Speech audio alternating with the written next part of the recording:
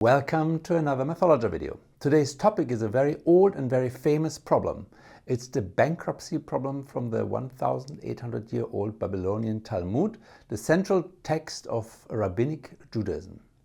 In particular, I'll tell you about the ingenious and beautiful solution of this problem by Nobel Prize winner Robert Aumann and his colleague Maschler, as well as Marek Kaminski's surprisingly visual, water-powered interpretation using communicating vessels. Here's the problem. A man dies.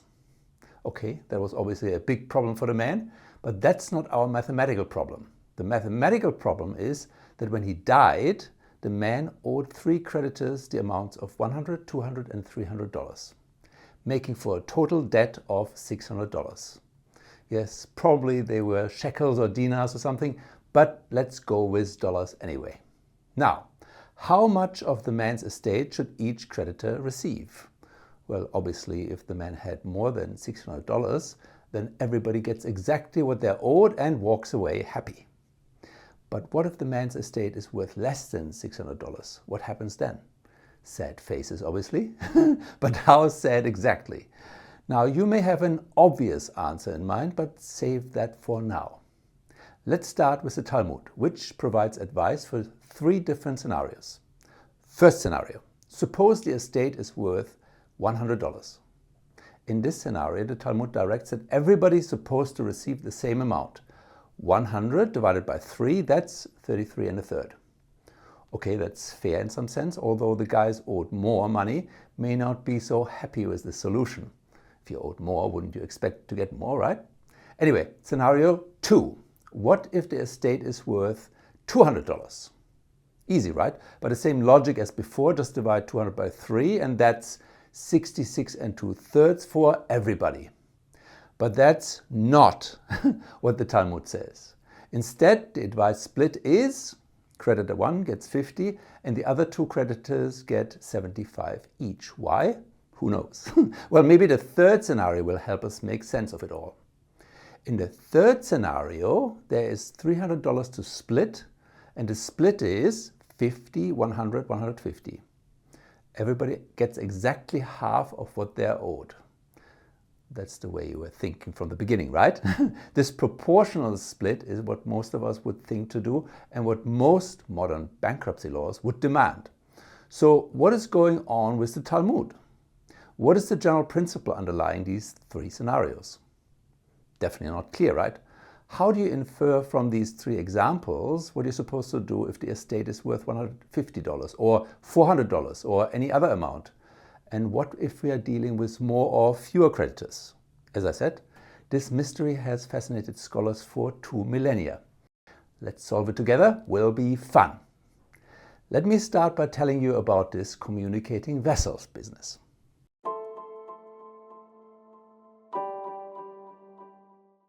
Did they show you this experiment in school? Pour water into a set of containers connected at the base.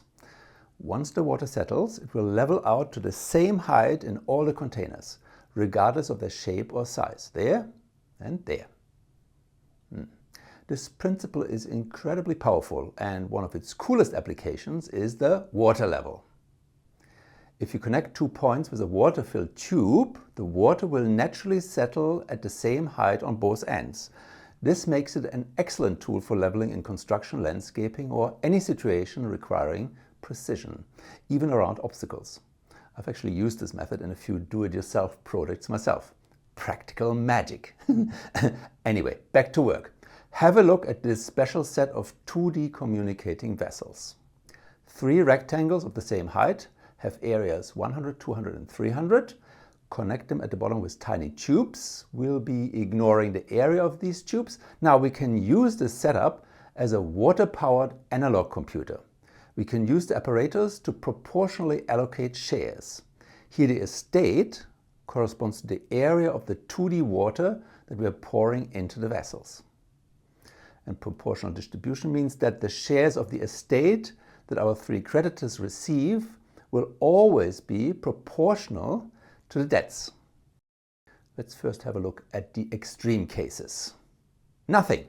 An estate of $0 corresponds to 3 shares of $0 each. Makes sense. An estate of $600 corresponds to everybody getting all their money back. Okay, now, what about an estate of $100, as in the Talmud's first example? Well, 100 is 1/6 of the total debt of $100, and yep, every creditor receives exactly 1/6 of what they're owed. Okay, what about an estate of $300, as in the Talmud's third example?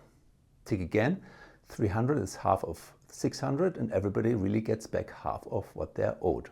Remember, this is the same distribution as in the third Talmud scenario. However, this is the only one of the three scenarios where a proportional distribution of shares is advised. Why did the Talmud give different rules for smaller estates? Let's investigate further. Actually, at this point, let's also cap off the rectangles at the top. We're locking them up so that nobody ever gets more money than what they are owed. They're all capped off.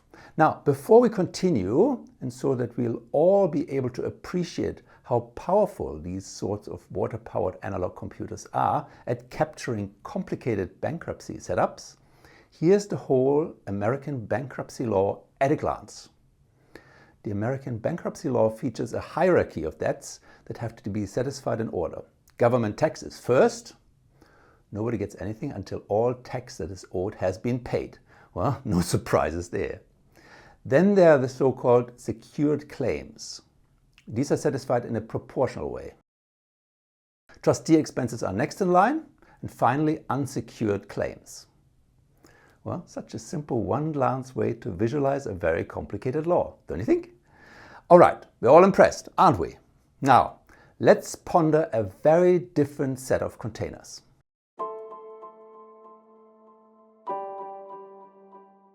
With these three containers of areas 100, 200, and 300, we can divide estates into equal shares, at least to the extent possible. For example, an estate of 100 gets divided into 3 equal shares, just like in the Talmud. An estate of 200 also results in equal shares, and 300 equal shares again. In fact, all estates between 0 and 300 result in equal shares. But from here on, whatever else happens, the share of the first creditor 1 is capped at 100, the amount owed. There and there. Now, this is not exactly what's happening in the Talmud, but there are definitely a number of striking similarities. Have another look. So for 100, we get exactly the same distribution as in the Talmud. Everybody gets the same share of the estate. Next, let's jump above the first cap. Okay, not the same as in the Talmud, but the same sort of stepping up with creditor 1 maxed out and the other 2 getting the same higher share. Also, do you notice something else? Yes, all the numbers on the left are exactly double those on the right. 200 times 2 is 400, 50 times 2 is 100, and so on. Okay, last example. Let's fill up all the way to the top again. Every number on the right gets doubled again. 300 times 2 is 600, 50 times 2 is 100, and so on. Very interesting, isn't it? Now, doesn't this doubling business suggest a simple way to modify our containers to capture exactly what's happening in the Talmud? Can you see it? No? Well, how about to compensate for the doubling, we simply halve the heights of all the containers. Let's check. There, works. Works again. Perfect. Okay, so there is this very simple way of interpolating between the 3 cases considered in the Talmud. But of course, this is just one among infinitely many different sets of containers that will give you the Talmud's 3 distributions on the right. Here's another such set. Well, very unlikely that this monster set is what the ancient rabbis had in mind, but it's important to realize that just because this simple set of containers is a perfect fit, does not guarantee that it really is what we're looking for.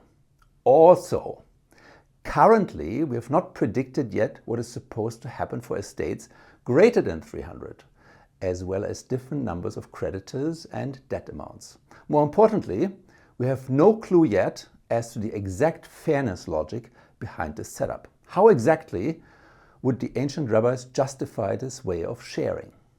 Well, let's first try to guess what's most likely going to happen beyond estates worth 300.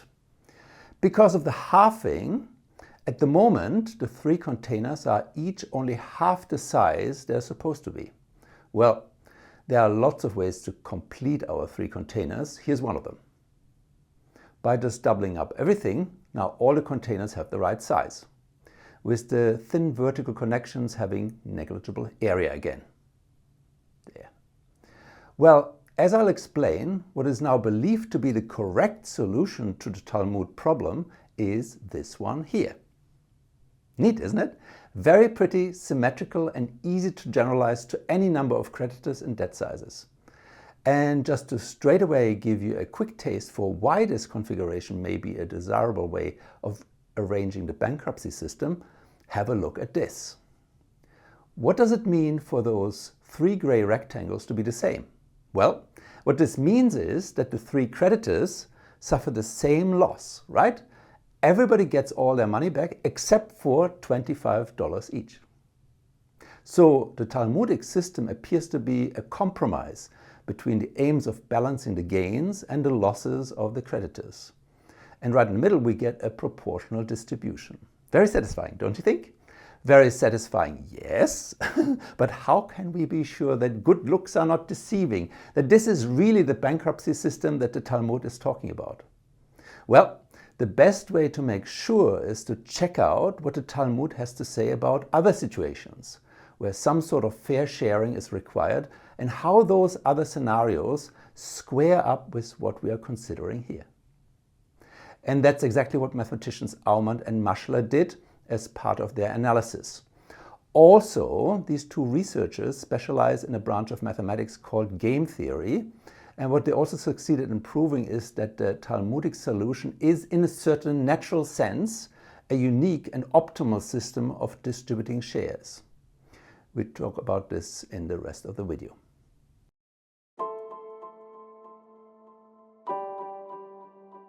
This is what a typical page in a modern edition of the Talmud looks like. Very interesting, isn't it? In fact, this is the page that features our bankruptcy problem. The oldest part of the Talmud is in the text right in the middle. Other parts have been added by later generations of scholars in chronological order from the inside out, like rings in a tree. Anyway, in a different part of the Talmud we find a discussion of another very interesting legal case that can provide us with vital insights into Talmudic logic behind the resolution of the bankruptcy problem. Let's check it out. As in the case of the bankruptcy problem, this legal case starts with a man dying. One extra detail, he dies childless. Now his widow is required to marry her deceased husband's brother. This brother already has two sons from his first wife. 8 months later, the new wife gives birth to another son. And it's not clear whether this baby is the son of her first or her second husband. Now, to make the story even cheerier, the second brother dies too. A lot of deaths, but that's not the end. The two brothers' father, the three little ones' granddad, is still alive at this stage. But guess what? Before long, he dies too. Very tragic. Anyway, now the granddad's estate has to be split up among the three children. But how? Well, if it was certain that the youngest child was the second brother's son, then all three children would inherit an equal share of granddad's estate. If on the other hand it was certain that the youngest child is the first brother's son, then the youngest would get 1/2 and the two other children would get 1/4 each. Can you see why? Right? Basically we're sorting out two different family lines entitled to 1/2 each. Kind of makes sense so far. But we're supposing that we don't know who the father of the youngest child is. So how should the estate be split up? Very interesting problem, right? And it's really amazing how 2 millennia ago people would really tackle this tricky problem and would come up with the, in some sense, optimal solution. Anyway, here's how this problem is resolved in the Talmud. Essentially, there are two parties fighting over the estate, the red party and the green party. The red party's maximum claim is for 1/2 of the estate, and the green party's maximum claim is for 2/3 of the estate. Let's draw a diagram. Okay, so the whole estate is the gray bit in the middle. Now, the Talmud argues that the part of the estate that is claimed by both parties is this overlap here, On the other hand, the gray bit at the top is only claimed by red, and the one at the bottom is only claimed by green. Now, the Talmud simply splits the contested part in half, and eventually this results into this split into red and green. And a little bit of simple algebra acrobatics gives this. Very interesting and definitely makes sense. This resolution is called splitting according to the contested garment rule. It's named after another property battle in the Talmud over a contested garment. In the case of the contested garment, one party claims the entire garment, while the other party only claims half. We arrive at the final split by the same method. First identify the contested part. The top is only claimed by red. Split the contested part in two equal parts, and we arrive at the final split. Cool. Now, on the face of it, this garment splitting does not seem to have anything to do with our original bankruptcy problem. However, on closer inspection, it's there staring at us. Let me explain. Let's focus on two payouts. Just two parties fighting over the loot. Okay, two parties, that's promising. Now, let's think of the total payout, 50 plus $100, that's $150, as the estate that these two parties are fighting over. And let's translate the debts into claims. Again, the total estate is 50 plus 100, 150, and 100 is 2/3 of that. Now, 200 is actually more than the whole estate, but in terms of a claim, it simply amounts to claiming all. Now, let's split according to the contested garment rule. What do you expect to get? Well, let's see. Here's the contested part. The bottom is not contested. Split the contested part in two. Yeah, that's the split.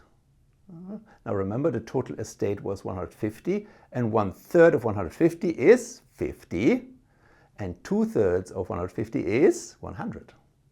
And so we arrive back at our original red and green shares. What?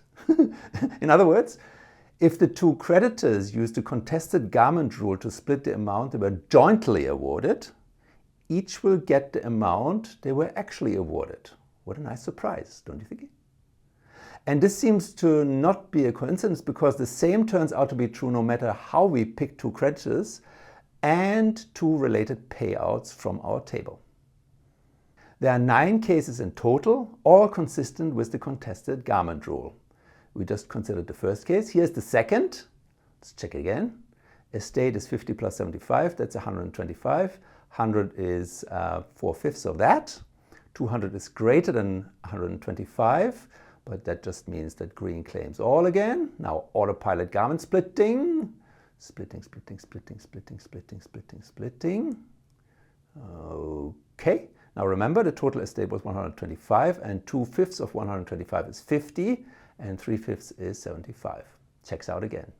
And as I said, this works out for all 9 possible combinations in our table.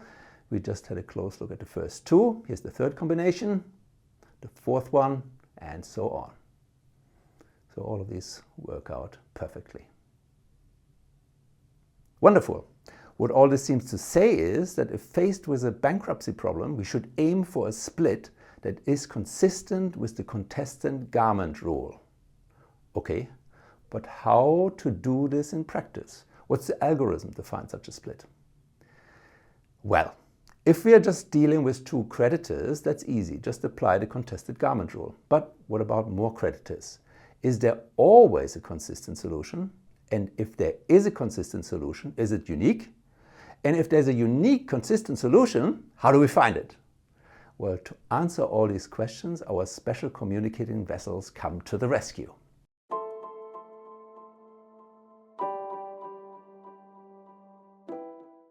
Let's say we have 2 arbitrary claims. Let's picture the scenario using a system of communicating vessels like before. Then, as before, the amount of water we pour in corresponds to the estate. Now, let's perform the corresponding contested garment split on the right. Okay, there, that's the estate, and here are the claims. We want to convince ourselves that on the right, the split of the estate according to the contested garment rule is exactly the water split, no matter the size of the estate we're dealing with. Let's first consider this very simple case. Here both claims are larger than the estate in the middle, and so both claim all the estate. And this means that the whole estate is contested. In turn, this means that the estate will get split equally between red and green, exactly like the water does. Great! Let's make the estate larger. Well, what does it mean? That means pouring in more water. As before, both parties claim all, and so as before, the whole estate is contested. And so we get another split into two equal halves. But notice that we're dealing with a borderline case here, both in the water splitting view on the left and the garment splitting view on the right. Upping the estate a little bit will take us above the lower red part on the left, and for the first time will make the red claim smaller than the whole estate. Now the contested part is exactly as large as the small red claim. Can you see that? And so halfway down the red is also where the garment cut will be. Great, checks out again. Now the argument for why we get the same split on the left and right stays the same for a while. There, there, there. At this point we've arrived at the second borderline case. Raising the estate/water level further takes us into the top part of the red container on the left, and on the right both claims are now less than the whole estate. How can we see in this case that the water also gets us the correct garment split on the right? Well, at the top of the two containers on the left are two rectangles of the same height. For the moment, let's attach copies of these rectangles to the claims on the right. The red in the middle is now equal to the full red claim, and the green in the middle is now equal to the full green claim. And so things are nicely lined up along here. This means that if we now simultaneously move the two claims back to where they belong, it is clear that the long horizontal line on the right will be right in the middle of the yellow overlap. Cool, huh? And so again, we can see that the water splits the estate correctly. Okay, so where does this all leave us in terms of solving an arbitrary bankruptcy problem a la Talmud? Well, it's all under control now. Say we're dealing with a couple of debts. Split each of them into two equal parts and turn everything inside into a set of our special containers. Pour in the amount of water corresponding to the estate in question. Obviously, this split of the estate is consistent with the contested garment rule in the sense that focusing on any two of the creditors like this or like that, you always see in front of you a split conforming to the contested garment rule. Fantastic. Also, turns out this overall split of the estate is the only possible split that is consistent with the contested garment rule. That's very important, right? Because if there were different consistent splits, then we'd be uncertain again which one's the one that the Talmud is talking about. Luckily, that's not the case, and so our communicating vessel solution must be the solution that the Talmud is talking about. Great. Okay, but how can we be sure that there cannot be two different consistent splits of the estate? I'm sure that quite a few of you won't be able to sleep tonight if I don't tell you, right? Well, here is a quick water-powered proof. Let's say I tell you that we're dealing with a distribution of some estate among our creditors that is consistent with the contested garment rule. And I tell you that the largest creditor receives this much. Then, because we're dealing with a consistent distribution, we can use our special containers to figure out what the shares of all other creditors are, right? There. That creditor on the left must get this much. And that one there must receive this much, and so on. And so it's clear that any consistent solution is the one given by our special setup. Also, it's clear that the larger the estate, the higher the water level. And this implies that for every possible estate, there's a unique split of the estate that is consistent with the contested garment rule. Nifty proof, don't you think? Well, and that's pretty much it for today. Just a few more remarks.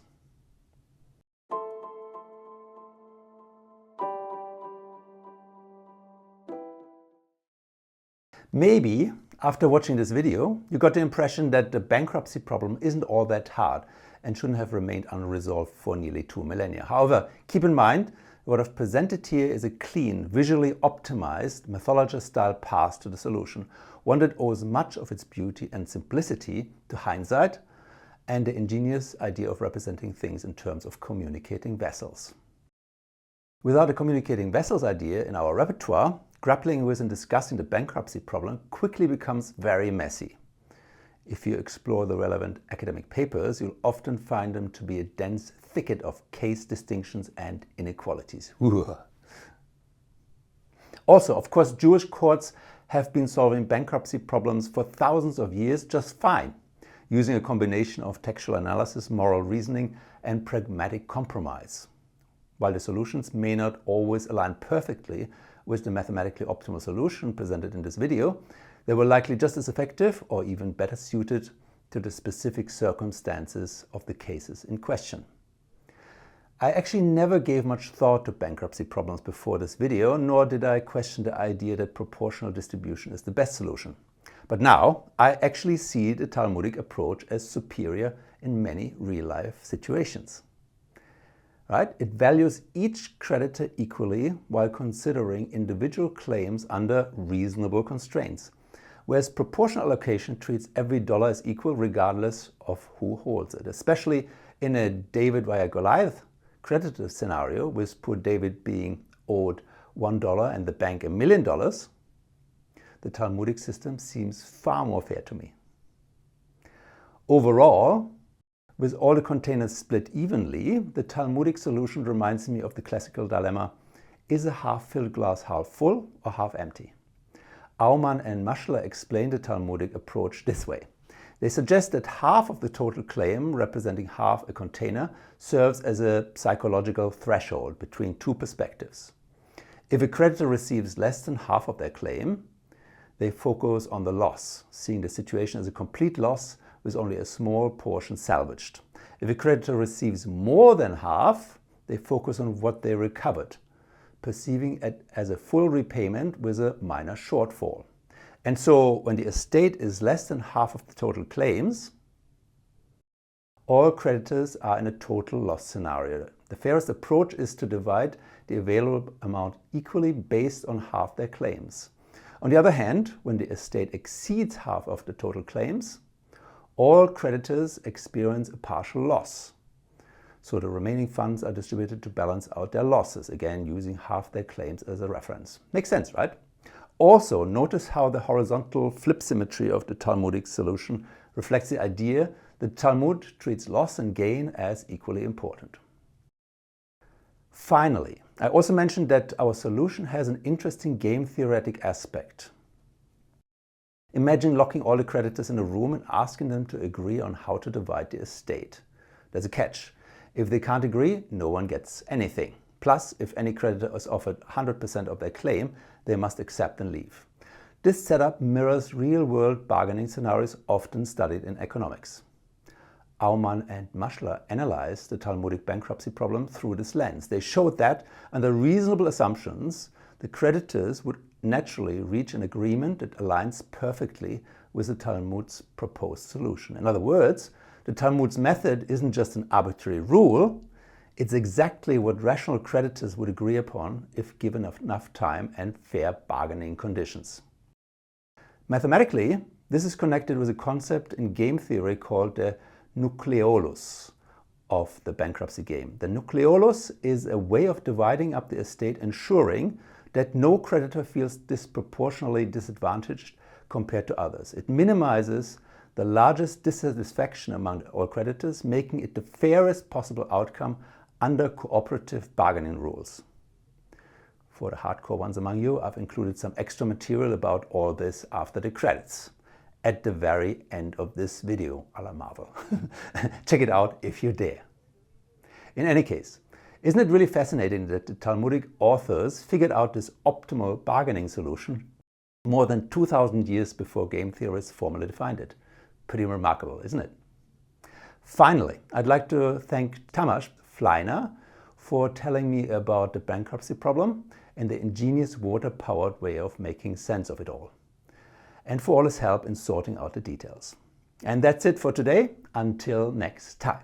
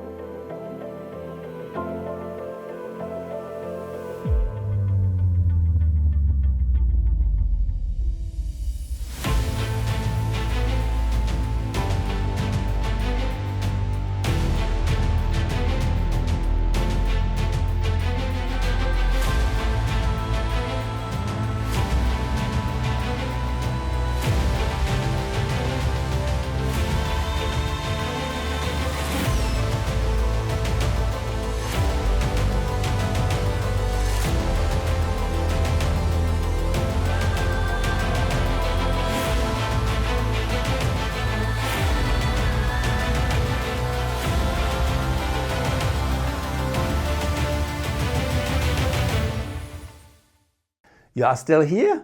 Very good. All right, so to really finish off for today, let me tell you in what sense the Talmudic solution is also a mathematically optimal solution to a bankruptcy problem. Say the estate in our original 3-creditor bankruptcy problem is $400. Of course, in theory, there are lots and lots of different ways in which we can divvy up the estate among the creditors. We want to identify the so-called nucleolus of the bankruptcy problem game, a distribution that in a precise sense maximizes the level of happiness of all the creditors with what they receive. For this, we need a way to measure happiness. Here's one way of doing this. Let's first list all the different ways in which the creditors can team up against everybody else to maximize their common share, as it's often done when mathematically modeling these sorts of problems. In our example, there are 6 such coalitions. Underneath those coalitions, let's note down their worst case outcomes in dollars. To explain where those numbers come from, let's first focus on the coalition that just consists of creditor 1. Why is creditor 1's worst case outcome $0? Well, what's the worst thing that can happen from this creditor's perspective? Of course, that everybody else gets as much of the money as they possibly can. Well, everybody else, that's creditors 2 and 3 together, they are owed $200 plus $300 equals $500. And so, if all $400 first go to them, then creditor 1 gets nothing. And so the worst case outcome for creditor 1 is $0. Another example, let's consider the coalition consisting of creditor 1 and creditor 3. Worst case outcome, well, who's everybody else in this case? Well, let's just creditor 2. If creditor 2, who's owed $200, maxes out first, then there's only 400 minus 200, that's $200 left for creditor 1 and 3 together. Okay? Okay, next step. Let's note down how much each possible coalition gets if we distribute the estate as prescribed by the Talmud. Okay, so just pour 400 into our system of containers. And so this is what the different teams get. Just as in any possible distribution whatsoever, all the Talmud numbers are greater or equal to the worst case numbers. Clear, right? Worst case means real shares cannot be less. Now, to roughly measure the happiness of a coalition, we simply subtract their worst case number from their Talmud number. Okay, 50 minus 0, that's 50. 125 minus 0 is 125, and so on. It's definitely a very rough measure of happiness, but at the same time makes at least some sense, right? Okay, now how are we going to use these happiness scores to figure out which distributions optimize happiness overall? For that, we first order the happiness scores from small to large, from saddest to happiest. Getting there. Now, let's imagine populating an infinite spreadsheet with the happiness scores of all the infinitely many possible distributions of the estate among the three creditors. That's our spreadsheet. Just for fun, let's highlight one more row in the spreadsheet, say the proportional distribution one. Okay, last step. Let's sort our monster spreadsheet. Mind boggles. First column B, highest to lowest, then column C, highest to lowest, and so on. Basically, what we're doing here is putting things into lexicographic order. And so the larger the least happiness score of a distribution, the higher up this distribution will end up in the table. And among the distribution with the same least happiness score, the ranking is determined by the second least happiness score, and so on. Now, the remarkable thing first observed and proved by Aumann and Maschler is that after sorting, the Talmud ends up at the very top of the table. And so in this very precise sense, the Talmud's distribution maximizes the minimal happiness among all creditors, or equivalently, minimizes the largest dissatisfaction among all creditors, making it the fairest possible outcome. Definitely a very neat result, don't you think? What about the proof? As Tamás pointed out to me, also surprisingly intuitive if we use our visual tricks to thinking about these problems. Let me finish by sketching Tamás and Balázs Sziklai's proof. Balázs is one of Tamás's former PhD students. I'll link to the relevant paper in the description of this video. Here's the proof, or sketch of the proof. Start with the simplest case of two creditors. It's best to consider this case using the contested garment view like we've done earlier, right? There, usual story, estate in the middle and the two claims on either side. Worst case for red is that green gets everything and red only gets the uncontested red part. Similarly, the worst case for green is that green only gets the uncontested green part. This also means that every possible split of the estate in the scenario has to occur in the contested part. There. But then the happiness score of red for one of these distributions is the area of the rectangle above the bar, and the happiness score of green is the area of this rectangle. But now for the split to be optimal in the lexicographic order, we need the minimum of those two happiness scores to be maximal. And obviously, that's the case exactly when the two happiness scores are equal. And as you remember, this is exactly the case when we're dealing with the Talmud solution. Neat how everything falls into place, don't you think? Now, if we think about this two-creditor setup in the communicating vessels view, things look like this. All right. Any other distribution of the estate fitted in these containers would result in different water levels. On the other hand, by having water flow from the container with the higher water level into that with the lower water level, as the water flows, the ranking of the different distributions we come across will rise in our spreadsheet until it reaches the optimal solution. Something similar turns out to be true in general. For example, in our three-creditor example, fill our special containers with a possible distribution of the estate. Then the water levels will be at different levels, some above and some below the common water level of the Talmud solution.